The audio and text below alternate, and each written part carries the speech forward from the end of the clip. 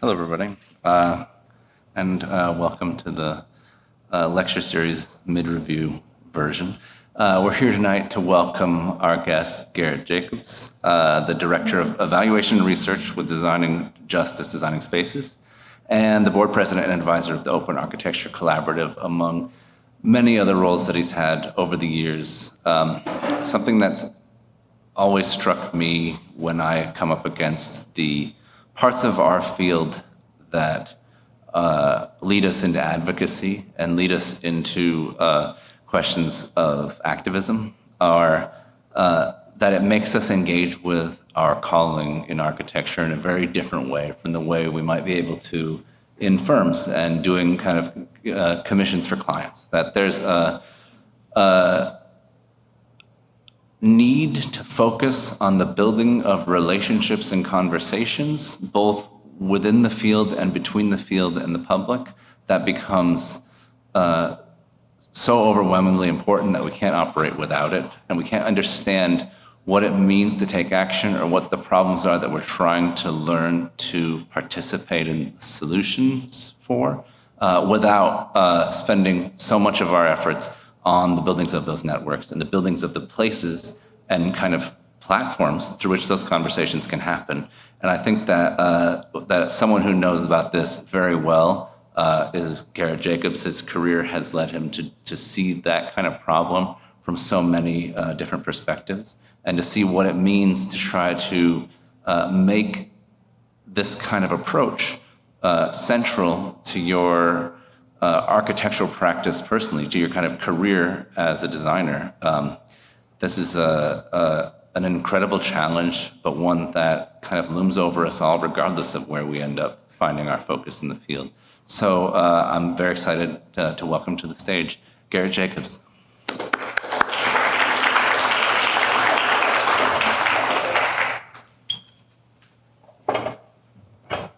Thank you, Eric. Thank you, Eric and Yasil, for organizing and helping with logistics. And thanks for the invitation. It's an honor to be here. So my name is Garrett Jacobs, as Eric said, and I'm here to talk a little bit today about kind of my journey through the architecture profession towards authenticity and equity and justice. I have a lens today of healing. Doing this lecture in and of itself was an act of healing for me. So thanks for the opportunity. And hello to everyone joining virtually. Thanks for tuning in. Today we'll do a little experiment of a collective acknowledgement to start off, and then I'll share a little bit of what connects me to the work itself and what I do, and then I'll share experiences from my career and projects that I've been involved in, and organizations and people as well. So to kick it off, I'd like for all of us to do a collective land acknowledgement. Part of my work is looking back to the future to understand where we're going, and part of that is honoring the land that we're on in this country or where you're from. So if you can take out your phones and check out that website, native-land.ca, and type in either LA, where we are now, where you're from, just wherever you feel called to go. Check it out. When I see heads popping up, I'll know to move forward. I'll do the same.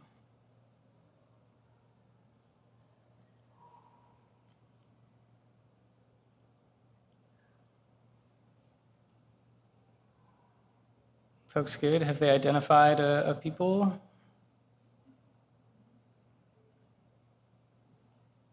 Give it another second.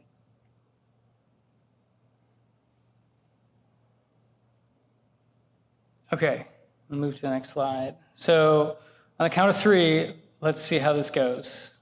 We're all going to say this together, if you will. Please humor me. This sentence, acknowledging whose land we're on, and we'll see how it works together. All right, 1, 2, 3. I'm on the unceded, colonized land of the Chumash people. Okay, so the reason that we do this is to acknowledge, right, some of the initial challenges, harms, and traumas on all the land on the projects that which we work on can exist. So looking back and thinking about what we can consider to really move forward if we're thinking about healing as part of the process of changing the environments which we all do on a daily basis with all of our projects. Part of some of the programs that we do is also donating part of the proceeds to different land trusts that are run by Indigenous folks. So again, just thinking about the healing lens that we can apply to the projects that we do. I'd also like to thank a friend and colleague, Natalie Wang, who helped work on a graphic for this presentation, which you'll see unfold as we go through the stories. So I'm going to start by sharing a little bit of my background and what ties me to the work. I'll share 3 distinct stories and maybe why it draws me to the work that I do. I'll go in chronological order. The first one is when I was about 17. I grew up in a conservative Jewish community in Chicago, and part of kind of the rite of passage was to go on an organized trip to Poland and then Israel, right? So they sent us to Poland to witness and experience very intense spaces of incredible trauma and violence. And at the same time, we went to these spaces, and so I'm experiencing, right, spaces that were systematically designed for a specific outcome that was very intense and negative. And at the same time, we would go and visit synagogues that were kind of shells of buildings, and we would celebrate. We would light candles and sing and feel what it was like to be in a joyous community setting.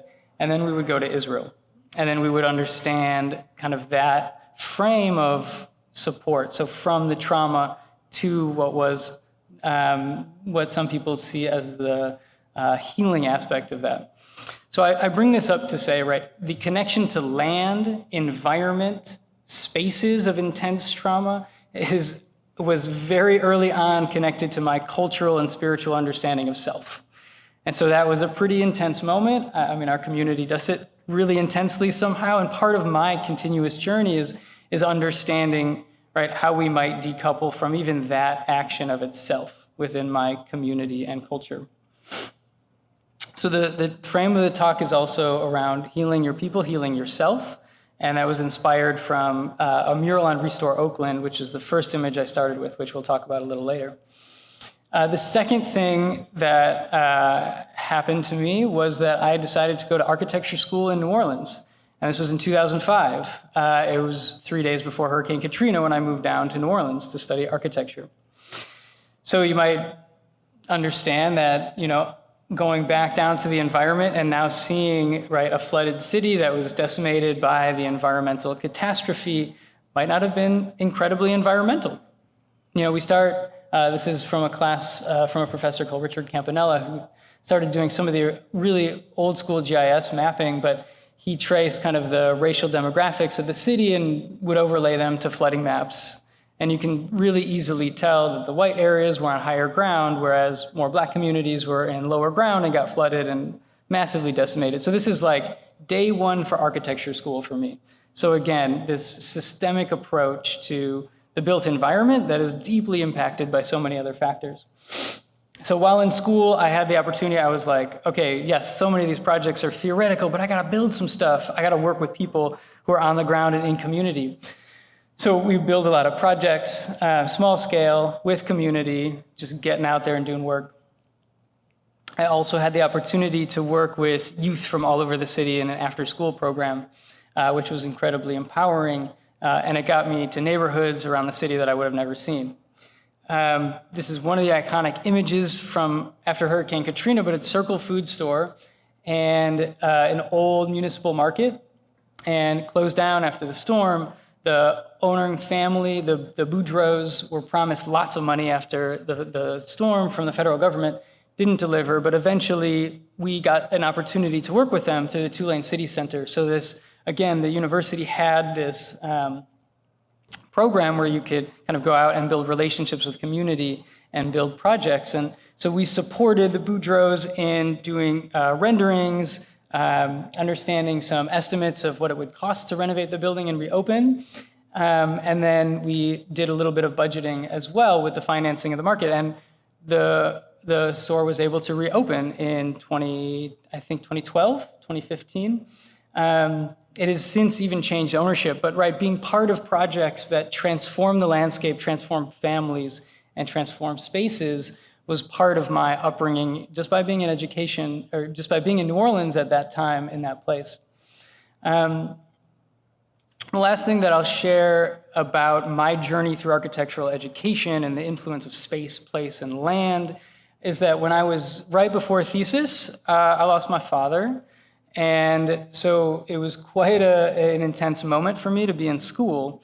And I was really blessed and lucky enough to have professors that understood what journey I needed to go on in that moment and supported me to use my thesis project as an act of healing to investigate time and memory and the passage of it and the infallibility of memory, and so to do kind of a wacky project. But all to say is starting to understand the process of architecture as one that could be healing as well. So all these things have led me kind of on this trajectory of trying to understand how to connect kind of my own learning and journey and healing and evolution to the practice of architecture and spaces and the environments that we all work in. So I'll talk a little bit about some of the underpinnings of the work and start with a couple quotes or definitions rather, right? Talk about equity, really thinking about having everyone participate and succeed to their fullest potential. What does that mean? How do we set up those parameters for inclusion? And how do we achieve that? Just a little bit of kind of adverse childhood experiences to throw in here to kind of base it in the fact that we inherit, I'm just talking about the first two levels, right? We inherit, right, the generational traumas that our parents hold, that our grandparents hold, that our communities hold, and those impact us as we go through life. And the second tier, right, is just social and local context, environmental context. So, right, how do we address this if we're thinking about buildings that really impact people in a positive way? The term justice is much harder for me to define. I know there are definitions out there, but I really appreciate this quote from Bell Hooks, because for me, the objective is to get to a loving, caring culture, society, group, relationship, whatever context you want to apply it to, but you can't do that without having justice first. And justice for everyone is defined differently. The way I seek justice in a certain setting is going to be different than the way you do, or you do. And so how do we set the parameters for achieving that? Because what we want is a loving, caring society, and not one that excludes or oppresses. That brings me to my first so I'll go into the organizational work. I started working for Architecture for Humanity in around 2012. And if you don't know what Architecture for Humanity was, this was like, I was stoked to work at this organization because it was social justice, it was community-based projects, it was working with people to do deep engagement, to learn how to make materials, to then build the buildings themselves. It was disaster response. It was kind of sexy, it was alluring, it was doing projects all over the world. These are some of the projects that happened with design fellows who would work on the grounds with communities. But my role at the organization was specifically working with the local chapters. So there'd be volunteer groups all over the world doing work under the banner of Architecture for Humanity with their local communities. And I got to meet amazing people and really start to understand how can we share the knowledge that we're building on doing community engagement and small-scale design build work in all of our different localities. So starting to build the network and the resources for people to do this work even more. Then in 2015, I got a phone call, and I had left Architecture for Humanity, but I was still volunteering to support the network itself. And the phone call was informing me that the organization was closing its doors. And so I was kind of then met again with, you can see some of the trends in my life, with an abrupt change. And how do we go about addressing this? So on that phone call, I was like, okay, well, I'm definitely glad I'm on the receiving end of this phone call and not having to make it. But how do we then approach all the people doing the work under this brand and banner across the world that aren't relying on a paycheck, but doing it on a volunteer basis? So that kind of started the next journey in my life and work. And it was working with all of the volunteer leadership around the world and coming together. So, right, we had a lot of people that were really hurt and impacted by this shift in the organization. So what do we do? I asked the folks at the Architecture for Humanity headquarters if they were thinking about how to roll this news out to any of the chapters, and it hadn't really been considered. So instinctually, we had a lot of people. I knew all the people because that was my role. And so I started a process which I didn't understand was a healing process. I had everyone, right, we set up a governance model at first, right, to understand the basic ways that we were communicating what we were trying to achieve. We were just asking ourselves questions. Do we share goals? Do we share vision? Do we share values? And do we want to move forward together in any way? It was really about discovery. But through this discovery process, we were kind of all healing ourselves. We were slowing down, we were pausing, and we were taking stock of what had just happened to all of us. And in that, it was really about building community, rebuilding trust, using Zoom before Zoom was a popular thing, and building relationships across the network. So all these folks committed every Sunday 2 hours for a year to just figure out, to discover if we wanted to move forward together. And we came up with these values that folks have to be able to participate. We need to operate in the open and transparently, because if you do that, then you open up your work to criticism, but also to accountability, and you also open up opportunities to ask for help. And those were things that we didn't feel had happened to us before. And of course, establish the trust that had been broken. So as an organization, we're figuring out how to build these relationships to then go back and do the architectural work and design work with communities that we wanted to do, because it was all put on pause. We couldn't do it without an umbrella to work under. So in that discovery process, we determined that we didn't want to do global response work. We didn't want to drop in and do disaster response work. Rather, we wanted to just work with people in our own backyards, and we wanted the organization itself to support in trainings and cultivating emerging designers who wanted to do community-based work instead of doing bigger project work. And so that transformation was really about not only doing local work, but how are we addressing the systemic issues that are in our backyard? So really kind of refining that vision and energy of how we work together. And so thus was born the Open Architecture Collaborative. And in and of itself was a healing process of what came about. And this mission has evolved even over the 7 years that the organization has existed. And the key factor here is building capacity with, and how do we address the systemic racism and marginalization in our built environment? How do we do that? How do we provide the trainings, guidance, and opportunities for people to give themselves a platform to discover themselves and how to do this work? So after we formed the organization, went through that entire process, solidified ourselves with the IRS, we had a first kind of exemplary project. And this project, again, was focused on how do we build the capacity of designers to do community-based work. And this was in West Oakland. We were hired by a local affordable housing developer to do essentially community empowerment projects through the community. So we had 6 community leaders that wanted to lead a project, and we paired them with designers to provide them with the technical expertise to execute those projects.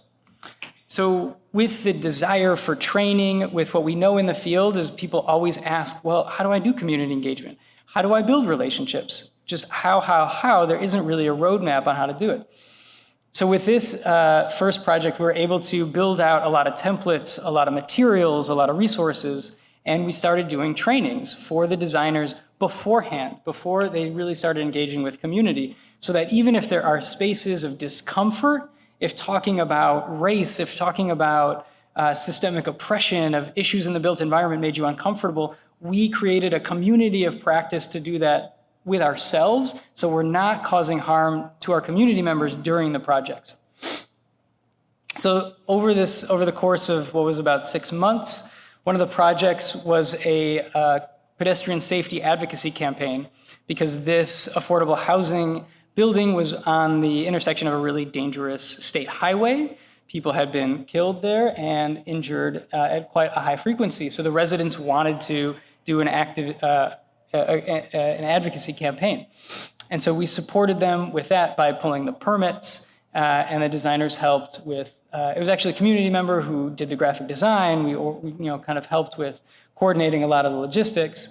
And then that actually led to a larger infrastructural change, which was the city of Oakland had a program called Paint the Town, which I applied for after that program completed. And I got in trouble for because I didn't actually ask our partners. So there was a big lesson about partnership.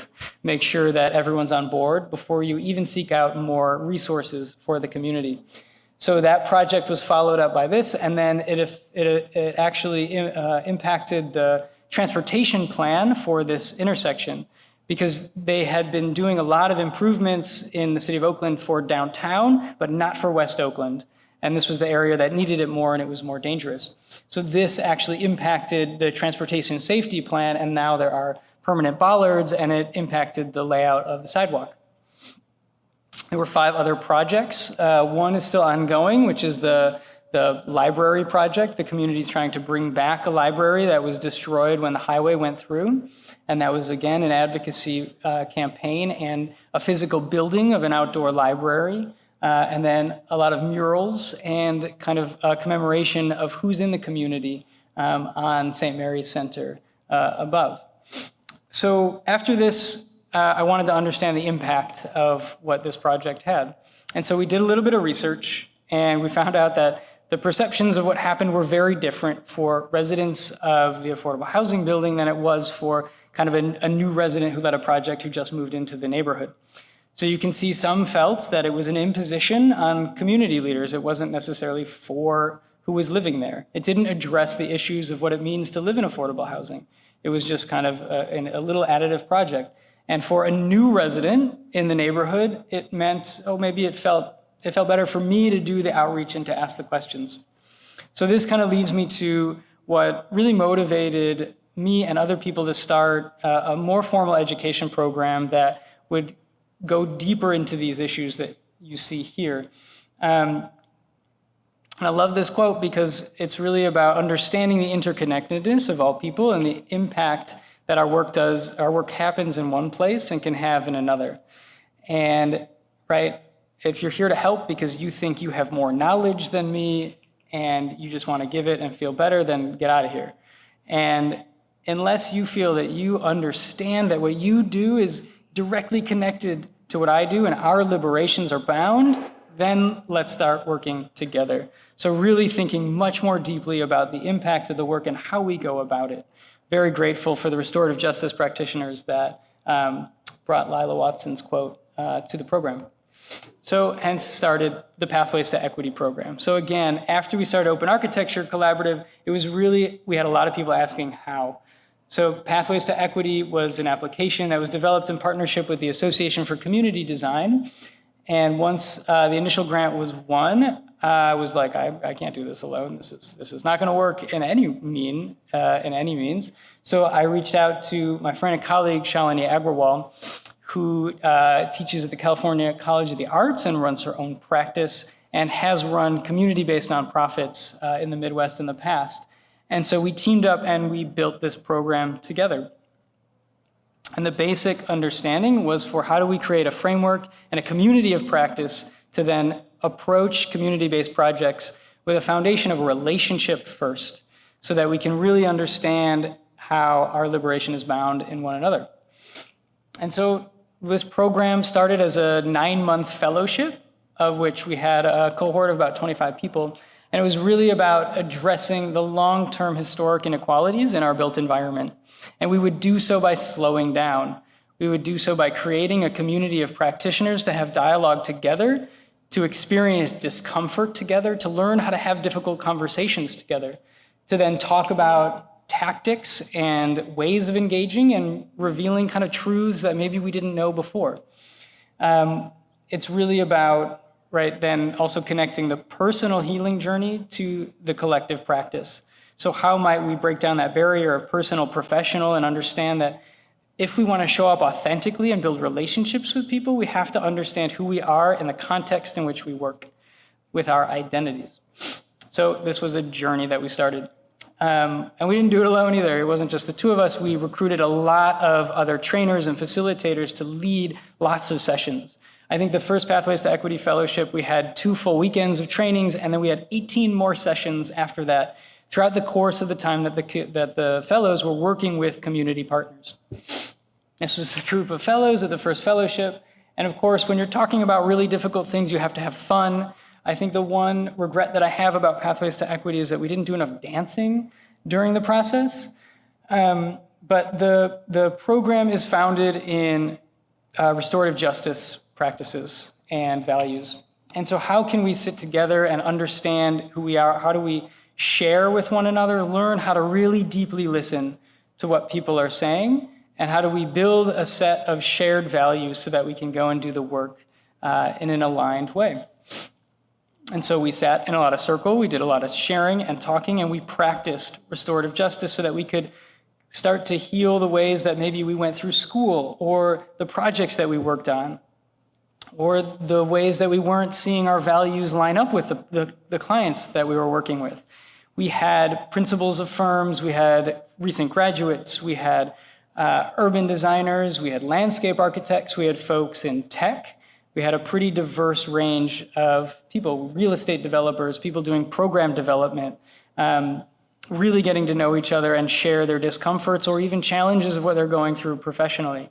So it became a community of practice to understand how to reevaluate the way that we're all practicing.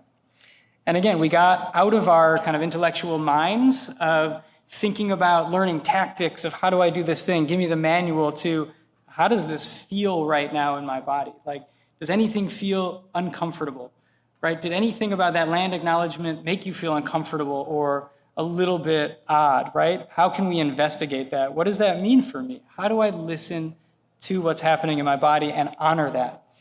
And so in those ways, we're honoring what comes up to us in an organic way and starting to address what might be some of those intergenerational traumas that we inherit as we can start addressing real systemic issues. And so we did fun things, right? James Rojas leads us through a childhood memory exercise. We do a lot of circles. We do affinity group circles. And we try to call each other out for what we're seeing and call each other in. The outcomes of the projects, right, after 6 months of working with a community partner are, right, small-scale interventions that help the community partner reach out into their community, right? If they're wanting to build relationships with other organizations, how do we maybe strategize on how to do that? It could be, small-scale design implementations, how to just support wayfinding for their clients, because they're finding no one's coming in and using their services. So how can we design a cart that goes to people as they come in and shows them the offerings that are available, or doing collective art projects? I'm going to talk a little bit about one project in specific because of Miss Margaret Gordon. Miss Margaret Gordon is the founder and co-director of West Oakland Environmental Indicators Project. Huge, impactful, powerful organization in West Oakland fighting for environmental justice and putting in practice participatory action research processes so that people can own their own data of understanding the impacts of environmental injustice on them and then advocate for policy change and course correction. But what I love that Ms. Margaret brings is always a challenge to what it is that we're doing and trying to really front and center understand that our knowledge that we're learning in institutions like this is just as important as people's lived experiences, because people understand the systems close to them. And so, right, there's equal value on both sides in equal measure. And so how do we go about the work like that? Same thing like with Lila Watson. And like the first time I reached out to Miss Margaret Gordon was, I was met with a huge wall and lots of questions like, who are you doing? How is this equitable? Who's funding your work? And why are you here? What do you want to accomplish? right? And I've learned incredible amounts when met with giant boundaries. And instead of backing away from them, but really taking that opportunity to, again, reflect on how that's making me feel and respond in the most authentic way possible. Thankfully, we've been able to develop a really meaningful relationship with the West Oakland Environmental Indicators Project and Ms. Margaret. They've participated in 2 fellowships and continue to work with us on the WOEIP project. So the project that was for West Oakland Environmental Indicators Project was, we weren't really sure what was going to come of it. They kind of showed up and they were like, oh, so we have this stadium that's proposed in West Oakland that this team, the A's, wants to build. So what kind of benefits are they going to promise to the community?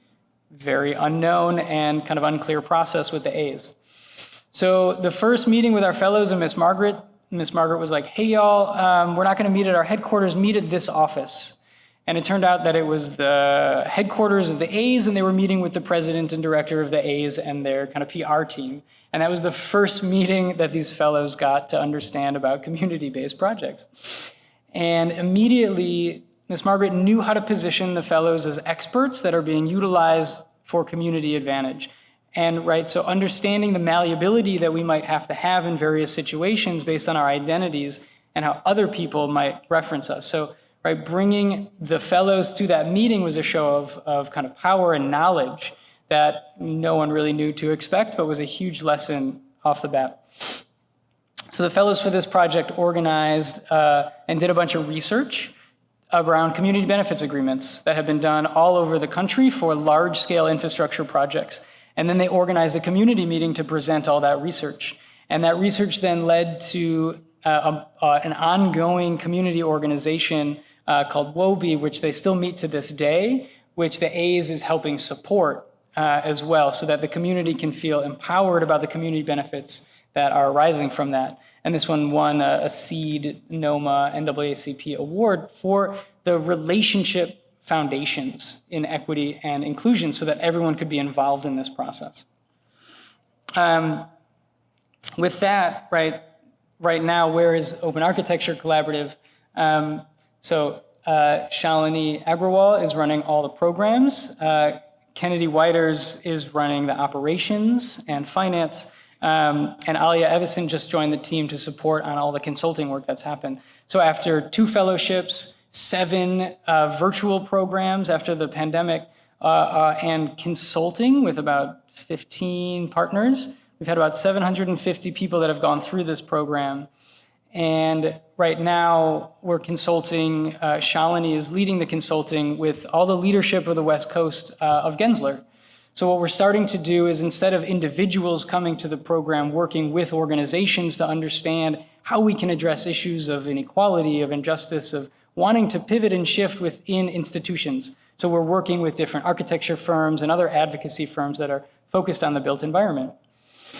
And with Open Architecture Collaborative focused mostly on the chapter work, we're having the chapters recommit to racial justice and racial equity, and what does that mean to them?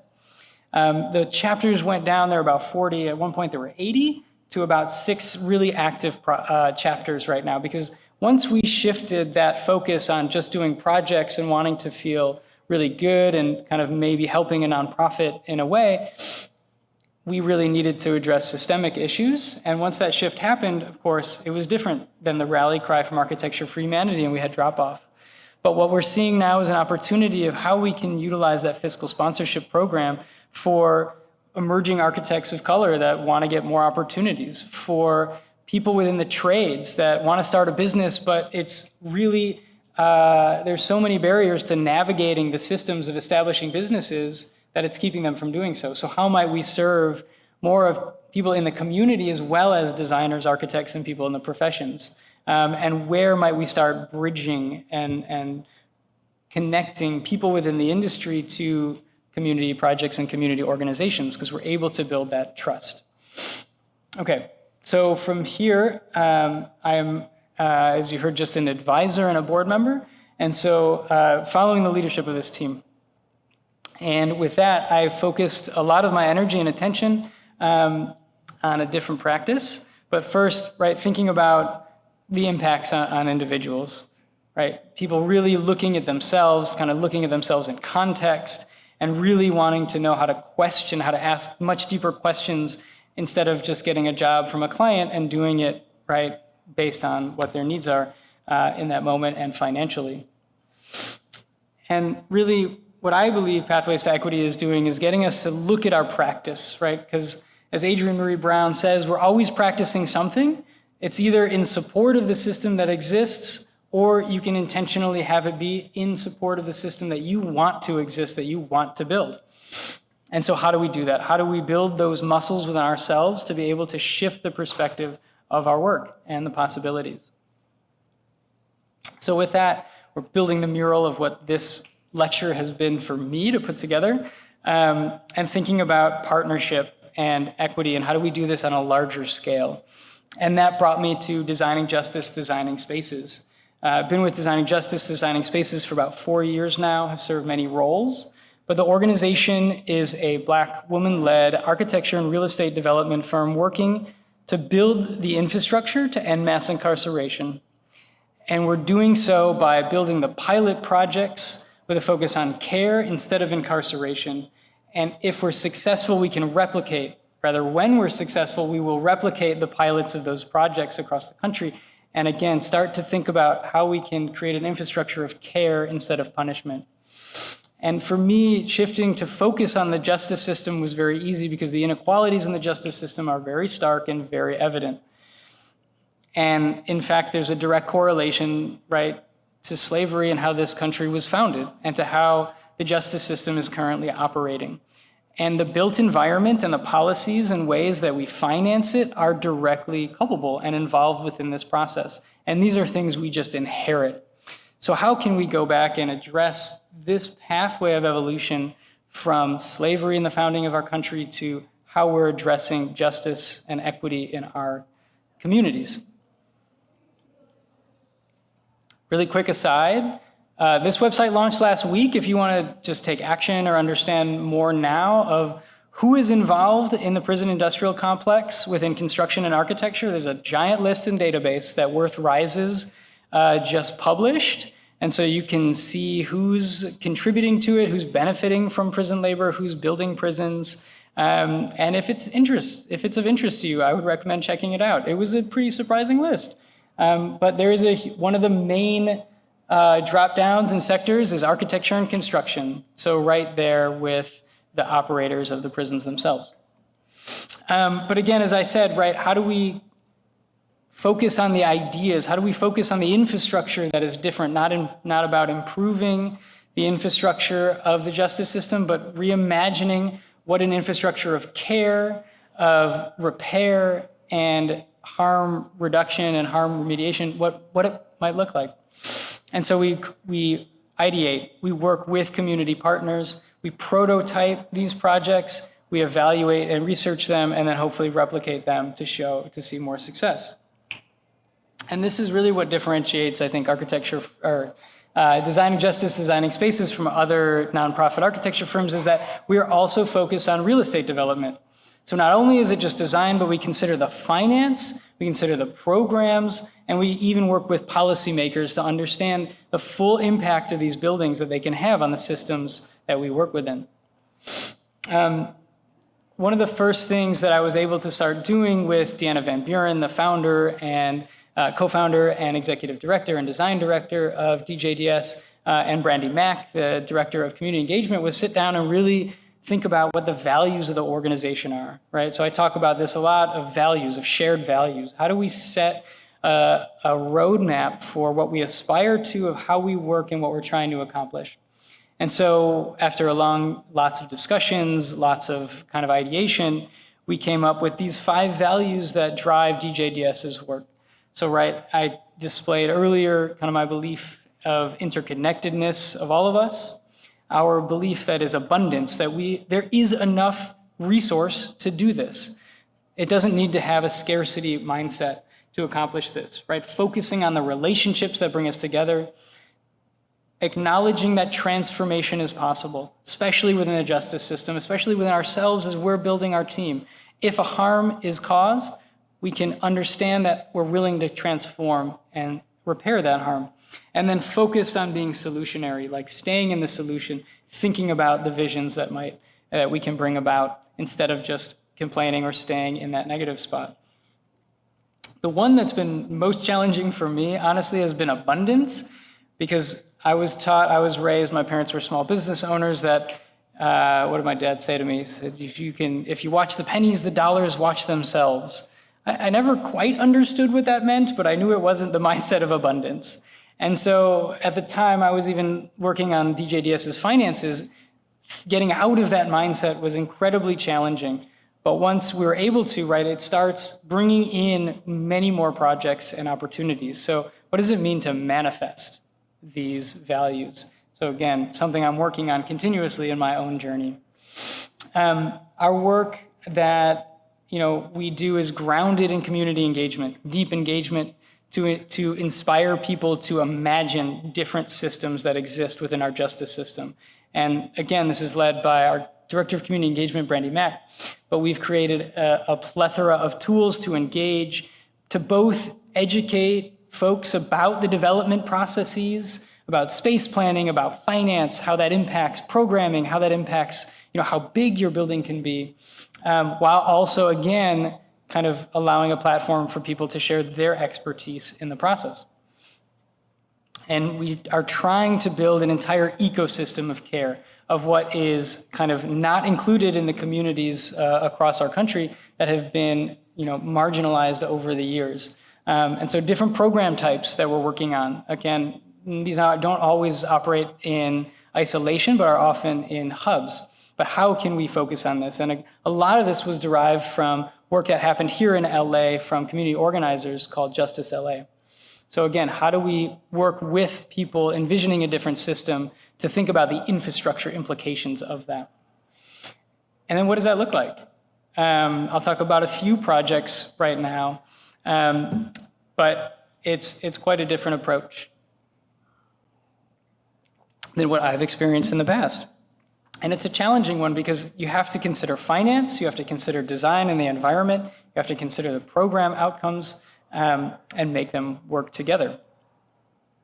So the first project I'll start sharing a little bit about is called Restore Oakland. You saw the mural on the opening slide. But in about 2013, Deanna Van Buren, the founder, led an initiative called the Restorative Justice City. So again, kind of an urban planning approach to understanding what it would mean to have a restoration in the justice system within the city of Oakland. So how can we identify community assets and what's needed where and where are there kind of service needs, and start identifying hotspots. And one of them you see is in the Fruitvale district. And that's how the Restore Oakland project was born. So Restore Oakland is a collaboration between Ella Baker Center for Human Rights, Causa Justa Just Cause for renters' rights and tenants' rights, and Rock United, which is an organization that advocates for restaurant workers. And they were going to co-own a building for the first time. They were going to do a development because Ella Baker Center has been around for over, I think, 40 years, but in the past 20 years, they've moved 9 times. They've been displaced 9 times in the city of Oakland. So again, what that means in terms of always having to think about your sustainability of place, of environment, and worry about how you're going to make rent or when you're going to get kicked out next is a deterrent from delivering your mission. So again, very inspired by the mural on the outside of this building, which was painted recently, because of how it references communities' ownership and presence in the community, because there is a lot of gentrification happening in Oakland, as there are in lots of cities. But how do they reclaim the presence? And just, I got to shout out to the artists of that mural. 67 Sueños is a youth-based organization that really fights for youth rights in Oakland. Down here, the special thanks to, you'll see Alex Rojas, Tash Wynn, are the operators of the building. So again, the artists in the community collaborating with the operators of the building to create an identity for what it represents. This is the country's first center for restorative justice and restorative economics. It's the county's first dedicated space for restorative justice. The space was meant to be an alternative to sentencing, where judges can work with an organization called RJOY, Restoring Oakland's Youth Justice, and where they can remediate conflict with restorative justice practices. This room in this building is only dedicated to this use. It can't be kind of used for other aspects because it's sacred. It is about healing and conflict resolution. And so what design characteristics need to go into that to allow people to feel calm when kind of there's a harmed party and someone who has done harm coming together and trying to resolve that conflict? What environmental qualities can we create to have people more likely embrace this approach? Again, there is one of the country's largest training kitchens on the first floor with restaurant and workspaces for Ella Baker Center, for Causa Justa, Just Cause, and Restore Oakland. They founded their own organization to operate this building and do advocacy.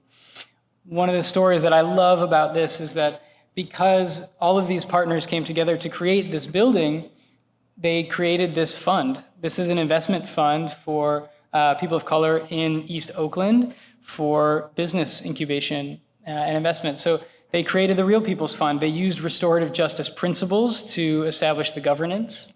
And they had time to do this because they weren't worried about making rent, and they had an environment that could support this.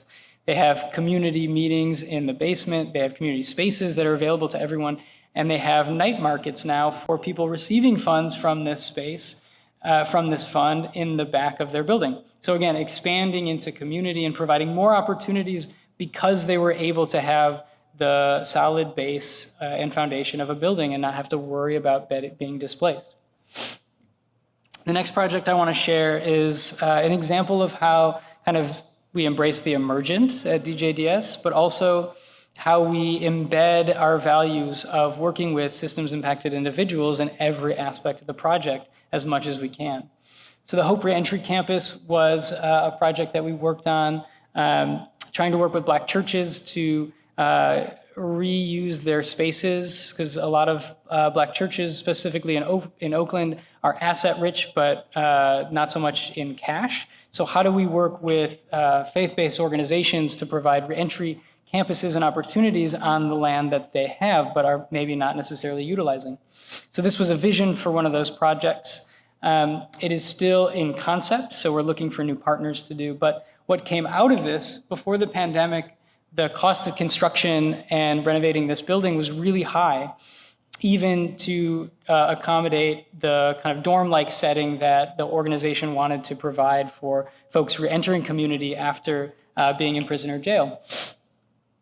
And so the solution that DJDS came up with was, well, what if we build essentially refuge rooms to give people a sense of privacy, dignity, ownership over their space, and it wouldn't necessarily cost as much because you wouldn't have to tear down walls and figure out the infrastructure implications that are needed. And you could do this in many other buildings across the Bay. So we dove into this, and based on this rendering, we were able to get funding for the development of prototypes. And so in good DJDS fashion, we went and partnered with Laney Community College and the Restoring Oakland Communities program, which helps formerly incarcerated individuals go through the education program. And we did full-scale mock-ups with about 30 or 40 people of what people would want to experience in these spaces. What was really powerful to me was that we shifted the notion of expertise. Who is the expert in the room? Because we were really looking to other people to be served as experts because of their own lived experiences, living in cages, in jail cells, and how would they want to transition into space, into a house, into community.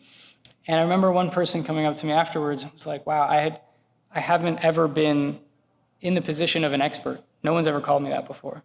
And so again, just thinking about the healing process that we go through that can be available through the work of architecture.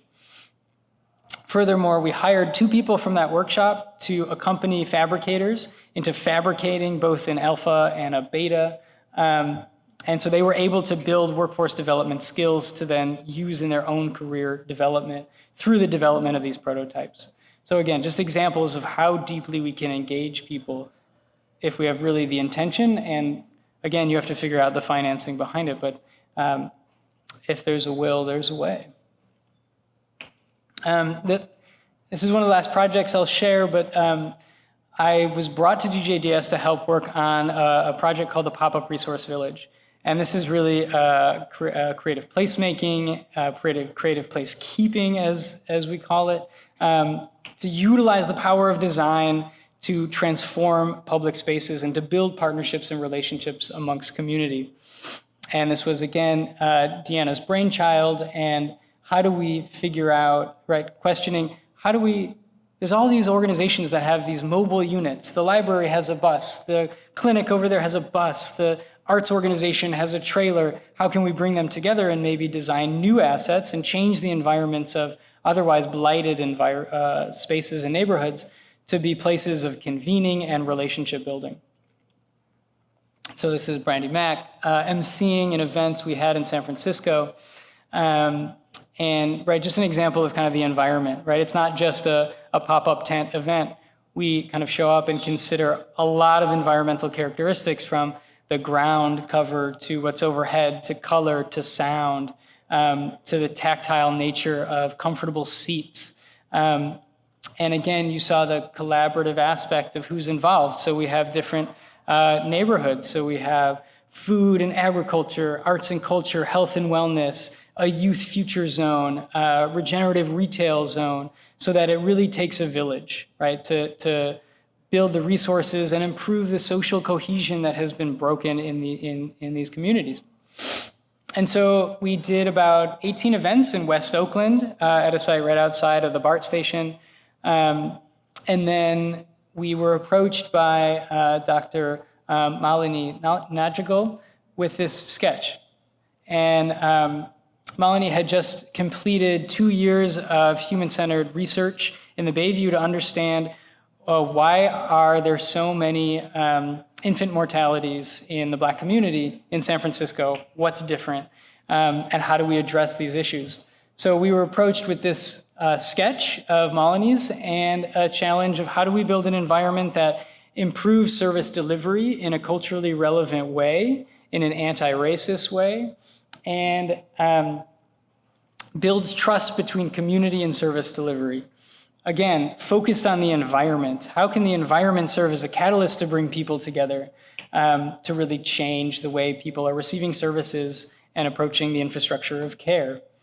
And so in San Francisco, in the Bayview, we've worked for 2 years now, building this cooperative of partners and organizations that might be neighbors but hadn't been working together previously. So again, the power of environment, and when people see the space that we create, it really comes alive and people buy more into it.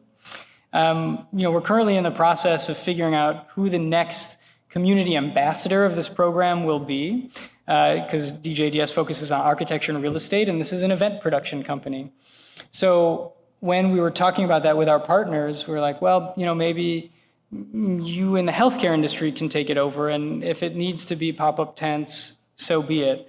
And Dr. Malini was like, no, that will go against everything we've accomplished. I believe in environment now, the power of the environment to transform people's ability to receive services, to see themselves in culturally relevant ways, and to build trust with those they haven't trusted before is an integral part of the process.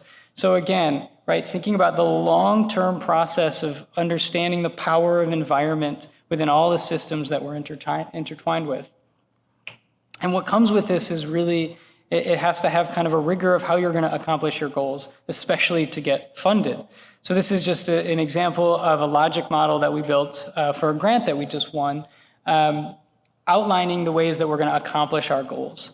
Starting from the problem that there isn't trust in the Black community with the healthcare institutions, to the goal of how do we make sure that there are no disparities within infant mortality in San Francisco. These are the steps, Starting to outline things so that you can have tools to then measure your impact, understand where you are, course correct, and kind of keep yourselves accountable.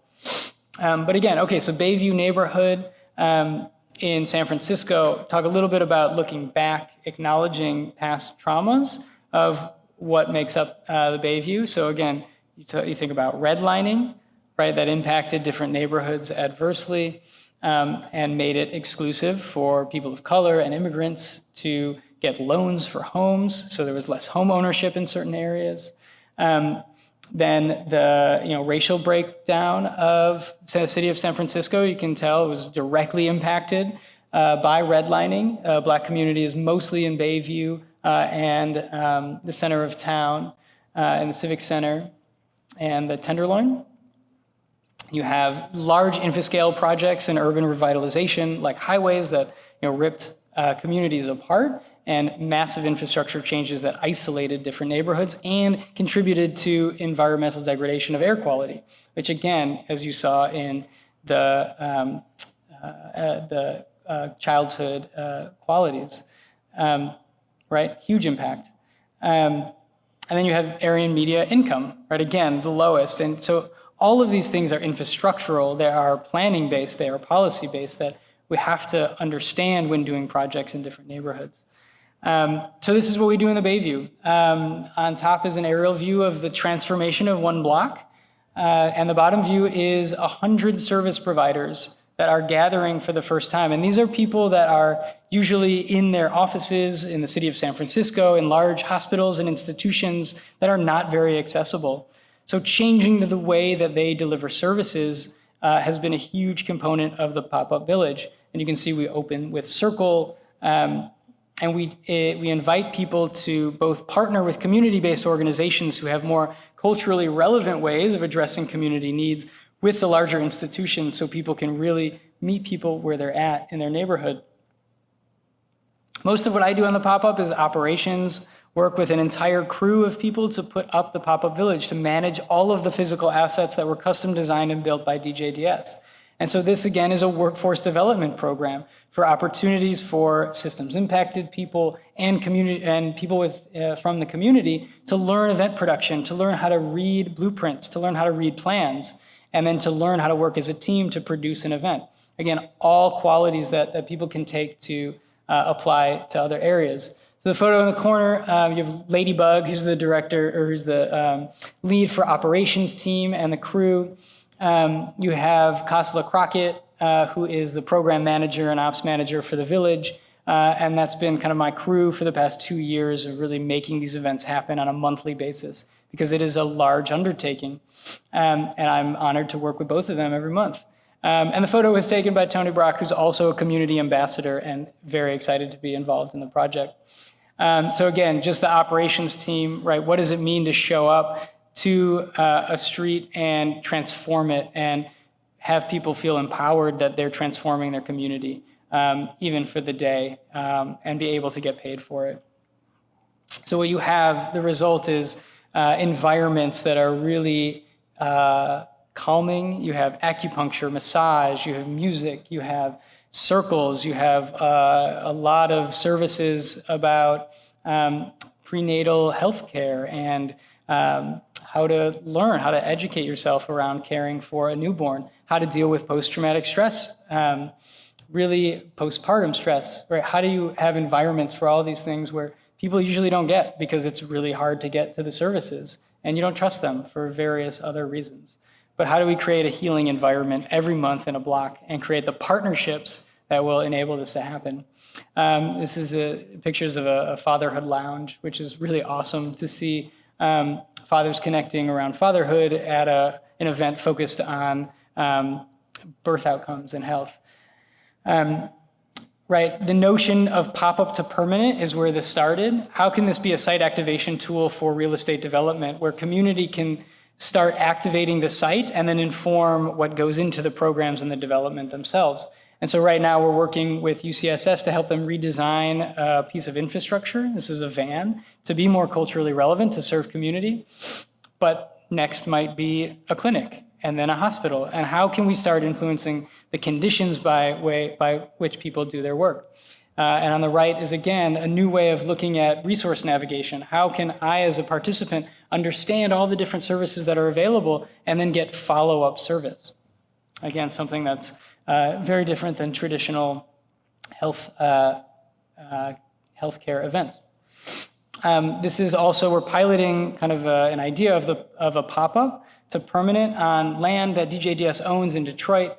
where we're developing our first building called Grand 14th. So we're figuring out how to develop it right now. Might be co-developers, but we're envisioning a transformative justice campus in Detroit, and we're using the tenants learned from the pop-up village to pop up that site, to activate it with a community activators board and designers on deck who are leading the process of how to activate that with community members so that they can inform what the development will be and who will benefit from being in the building.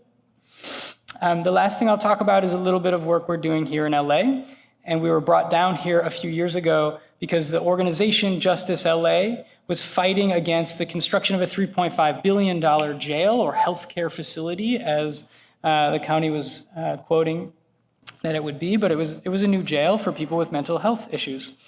So luckily there is enough power in LA to fight those causes, and they organized and stopped the construction of that $3.5 billion jail and instead created a plan, Care First, Jails Last. And this was an outline and a roadmap for the infrastructure for alternatives to incarceration, for what communities will need to combat the infrastructure of our current justice system.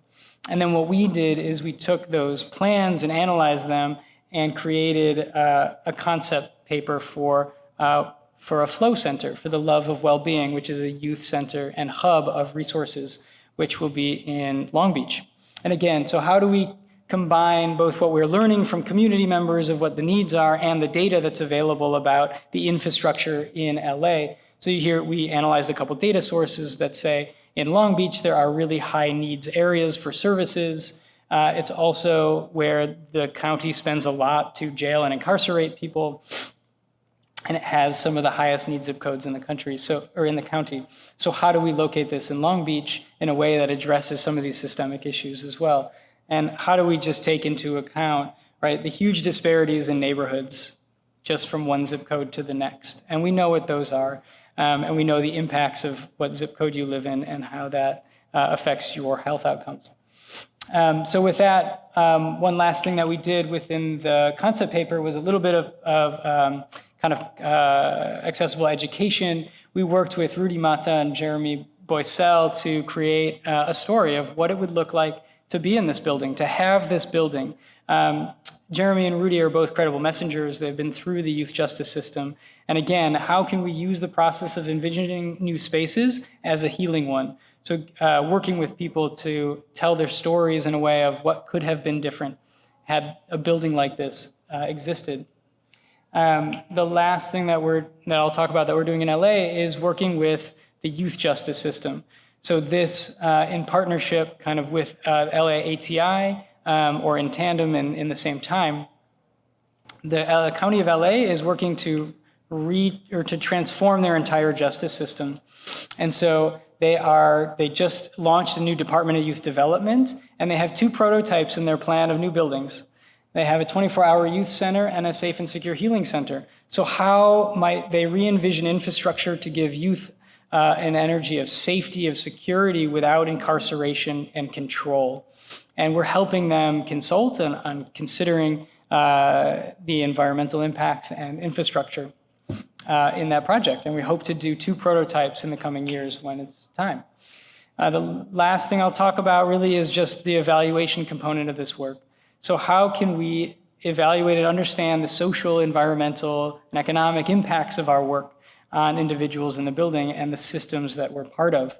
How can we, like within evidence-based design and its impact within healthcare, do the same thing and draw more resources to alternative justice spaces? Because communities can benefit from places that heal, can resolve conflict quicker, just like we understand environments help people heal quicker after traumatic experiences physically. So again, thinking about the trauma-informed design practices that we use, how do we measure the impacts of them, and how do we show what changes? What I'll leave you with is, this is a lot of work, right? It's a lot of big vision thinking and a lot of manifesting something different than what we currently have. Brandy always reminds me that this work will take 7 generations, right? Again, kind of going back to the indigenous honor and practices of knowing that it'll take 7 generations, right? Of honoring those who come before you and those who come after you, that you can learn from them and teach them both who come after you and those who have come before you, and that this work all of us are just doing is a stepping stone on a change that will take 7 generations. So with that, I thank you. It's an honor to have been heard, and I welcome any questions.